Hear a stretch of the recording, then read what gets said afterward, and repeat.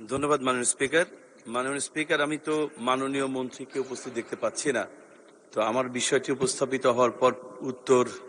আচ্ছা, ধন্যবাদ মাননীয় স্পিকার। আমার বিষয়টি ছিল পিরোজপুর 1-এর সদর নাজিরপুর জিয়ানগর উপজেলায় সুপেয় পানির সংকট নিরসন ও লবণাক্ততা দূরীকরণ জনস্বার্থে পর্যাপ্ত ওয়াটার ট্রিটমেন্ট প্ল্যান্ট ও গভীর নলকূপ স্থাপন প্রসঙ্গে।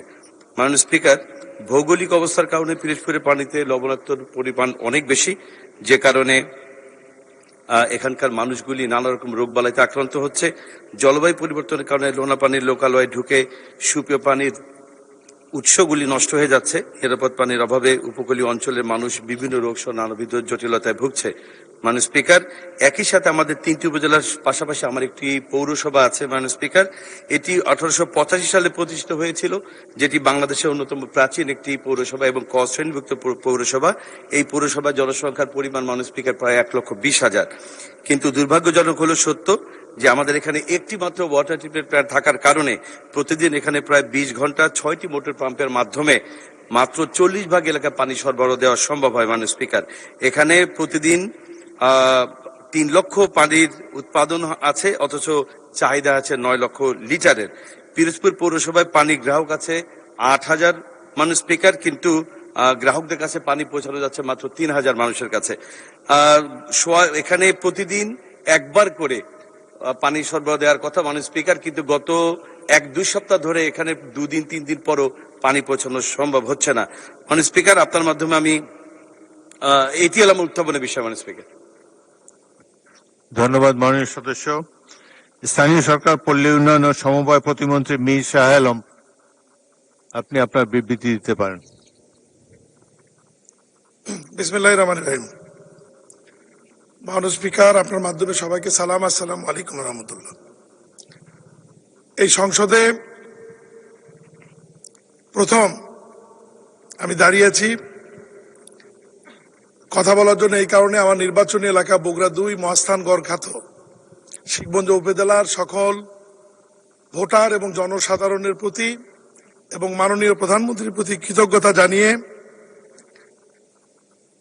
127 পিরোজপুর 1 মাননীয় সংসদ সদস্য জনাব মাসুদ সাইদির প্রশ্নের উত্তর মাননীয় মন্ত্রী জনাব মির্জা ফখরুল ইসলাম আলমগীরের পক্ষে আমি মহান জাতীয় সংসদে উপস্থাপন করছি।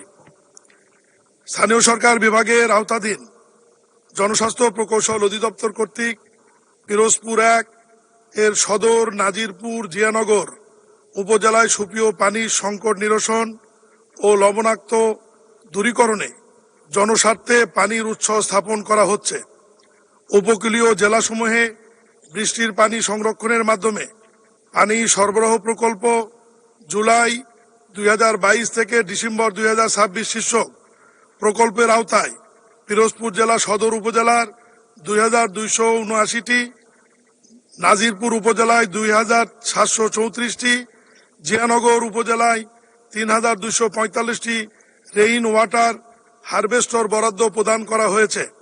তন্মধ্যে সদর উপজেলায় 1,846টি, নাজিরপুর উপজেলায় 2,297টি, জিয়ানগর উপজেলায় 2,888টি রেইন ওয়াটার হারভেস্টর স্থাপনের কাজ সম্পন্ন হয়েছে।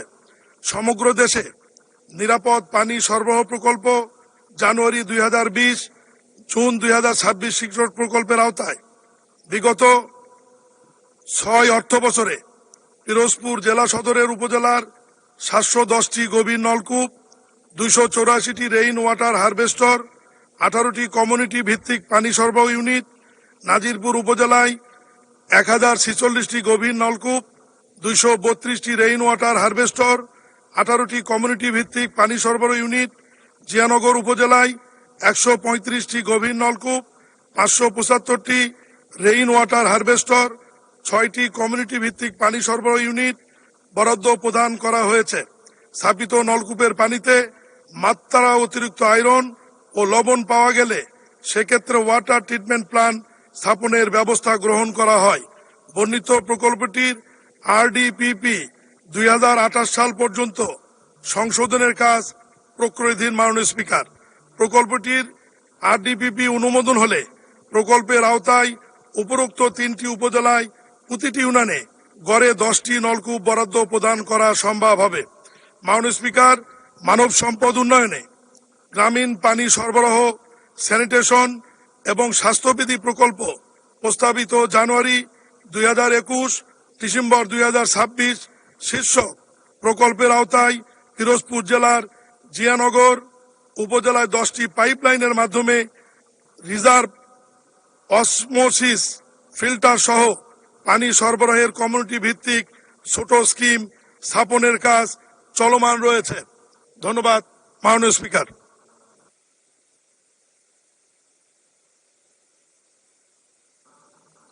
ধন্যবাদ মাননীয় মন্ত্রী। সদস্য জনাব মাসুদ সাইদি একটি প্রশ্ন করুন। মাননীয় স্পিকার, মাননীয় মন্ত্রী মহোদয় রেইন ওয়াটার হারভেস্টিং এর ব্যাপারে বারবার বলছিলেন। আমরা তো রেইন ওয়াটার হারভেস্টিং চাইনি, আমরা চাচ্ছি water treatment plant. Rain water harvesting তো বৃষ্টির পানি ধরে রাখার একটা বিষয়, কিন্তু আমরা চাচ্ছি পানি উৎপাদন করে জনগণের কাছে পৌঁছে দেওয়া, যেটি আমাদের কাছে নেই।